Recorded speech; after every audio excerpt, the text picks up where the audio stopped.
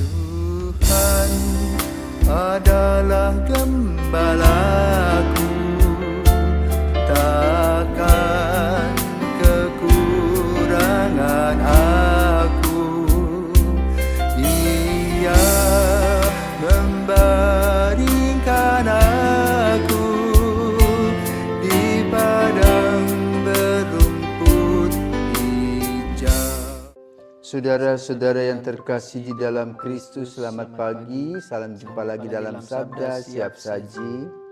Jumat 8 Maret 2024, hari biasa pekan ketiga Prapaskah. Marilah berdoa dalam nama Bapa dan Putra dan Roh Kudus. Amin. Allah Bapa Maha Setia, Engkau senantiasa mengasihi kami. Semoga kami pun mampu mengasihi Engkau dengan segenap hati, dengan segenap jiwa, dengan segenap akal budi, dan dengan segenap kekuatan kami. Dengan pengantaran Yesus Kristus Putramu, Tuhan kami yang bersama dengan Dikau dalam persatuan Roh Kudus, hidup dan berkuasa Allah sepanjang segala masa. Amin.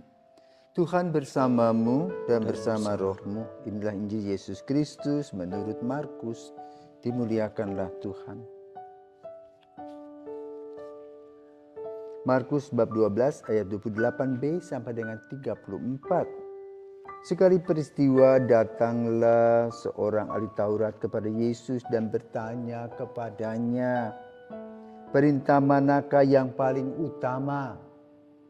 Jawab Yesus, "Perintah yang paling utama ialah, dengarlah hai orang Israel, Tuhan Allah kita itu Tuhan yang Esa.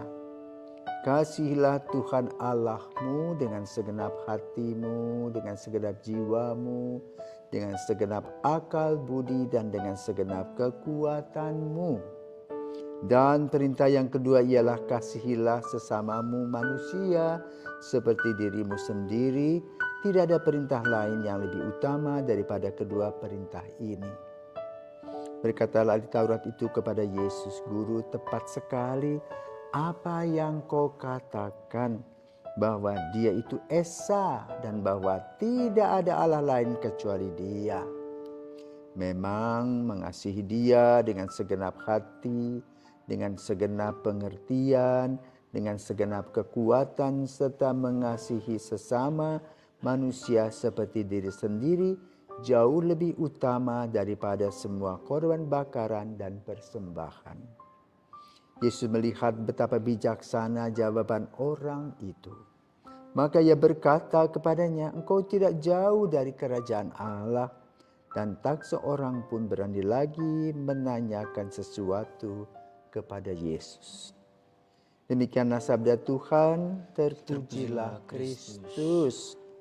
Romo, dari Injil yang telah kita dengarkan sama-sama, Romo, kira-kira apa alasan Yesus menanamkan perintah paling utama itu untuk mengasihi Tuhan Allah? Selamat pagi para pirsawan dan Valdi. Valdi bertanya, hebat. Ya, mengapa hukum utama ditekankan oleh Yesus, diingatkan kepada orang-orang Farisi? Jadi Yesus itu bisa melihat tanda-tanda zaman. Survei, ya. Survei membuktikan bahwa orang-orang Farisi itu hanya menggunakan topeng Allah, tapi untuk kepentingan mereka sendiri. Jadi Allah ini diperalat untuk kepentingan dan kenikmatan hidup mereka serta status mereka. Karena mereka itu kan menyebut bahwa Tuhan yang memilih dia menjadi pejabat-pejabat agama secara turun-temurun melalui hukum Musa. Lalu mereka semaunya. Ya. Karena itu Yesus ingin menekankan kembali apa yang seharusnya dilakukan. Ya. Maka yang dilakukan Yesus adalah perintah cinta kasih yang berbentuk salib. Coba kita lihat salib. Salib itu kan pertama tiang panjang. Ya, tiang panjang, kemudian itu gambaran relasi antara Allah yang memancang dengan manusia. Nah, manusia tanpa kehadiran Allah dia mati. Ya. Maka hanya berdiri saja begitu. Tetapi tiang yang berdiri saja juga kurang bernilai. Karena relasinya hanya manusia dengan Tuhan. Nah, cinta itu harus dibuktikan melalui cinta bukan hanya vertikal, tapi juga harus dengan horizontal. Maka berbentuklah cinta berbentuk salib. Nah, itulah tugas kita, ya, mencintai sesama, bersyukur dan berterima kasih kepada Tuhan. Maka doa kita adalah pertama bersyukur kepada Tuhan untuk kasih karunia-Nya, untuk Tuhan yang menciptakan kita, untuk kondisi situasi dan kondisi kita dalam kehidupan, untuk nafas kita, untuk segala fasilitas untuk kita hidup. Tetapi lalu semua yang Tuhan berikan itu baru betul bernilai ketika kita juga memberikan cinta kepada sesama. Melalui dunia kerja misalnya. Dunia kerja itu mempunyai beberapa nilai. Satu, dalam pekerjaan orang memuliakan Tuhan dan ikut berpartisipasi dalam karya penciptaan. Tetapi hasil dari pekerjaan itu adalah untuk manusia.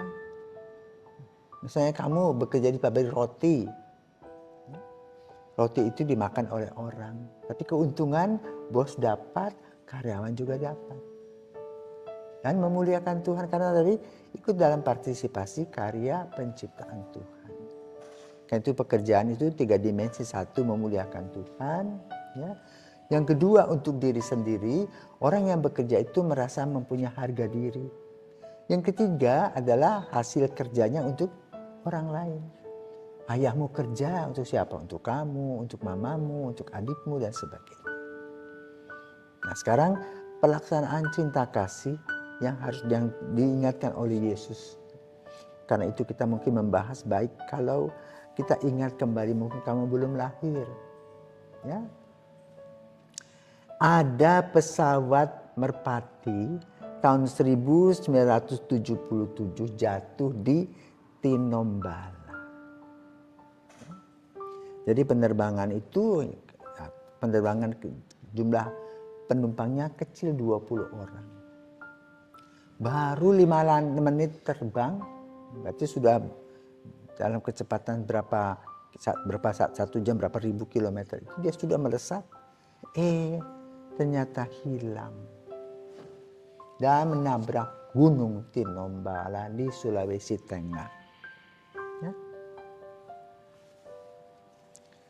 Dan itu merupakan Twin Otter.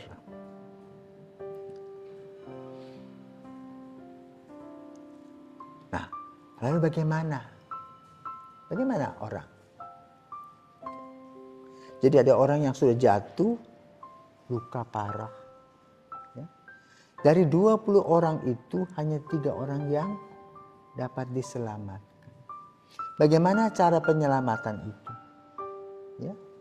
Yang 10 orang itu menghilang, lari. Mungkin dia luka-luka, terbakar dan sebagainya. Lalu tidak dapat pertolongan, kan itu di hutan dan mereka mati. Yang 3 inilah yang hidup. Kenapa? Dicari dengan helikopter berkeliling, ya. Kemudian diangkut ke rumah sakit. Ya. Untuk sampai ke lokasi itu, maka mereka dengan helikopter turun, pilot-pilot itu tentara memotong-potong pohon supaya kelihatan di mana ada. Baru sudah itu bisa ada ruang terbuka seperti di seminari itu, helikopter itu. Angkut. Nah, itu gambaran cinta kasih. Ya. Ketika orang mengalami kesulitan, maka cepat sekali terjadi pertolongan. Dan pertolongan itu bukan harus seperti itu, tetapi dilaksanakan dalam kenyataan hidup sehari-hari. Dan itu yang diharapkan, yang diminta oleh Yesus agar kita betul-betul dengan sekuat tenaga, sekuat pengertian, ya, mengasihi sesama, totalitas, tidak mencari untung. Karena itu ketika seseorang menjawab bagaimana melaksanakan cinta kasih. Maka Yesus memuji, tetapi kunci persoalannya apa?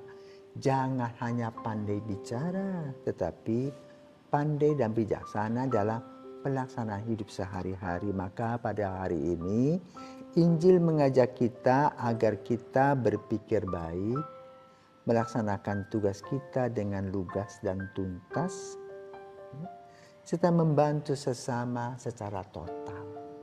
Itulah simbol atau lambang kita mengasihi Allah sebagai yang utama. Yang kedua adalah sesama sehari-hari dalam kehidupan kita nyata. Bukan teori, di kertas kita bisa menulisnya, tetapi dalam kehidupan sehari-hari kita harus membuktikan cinta itu apakah betul terjadi, apakah cinta itu betul membumi, apakah cinta itu betul mendewasakan kita. Itulah yang harus kita lewati bersama. Semoga kamu yang masih menjadi anak muda, ya, berjuang untuk melaksanakan cinta kasih. Selamat bertugas, selamat pagi saudara-saudara terkasih. Tuhan memberkati.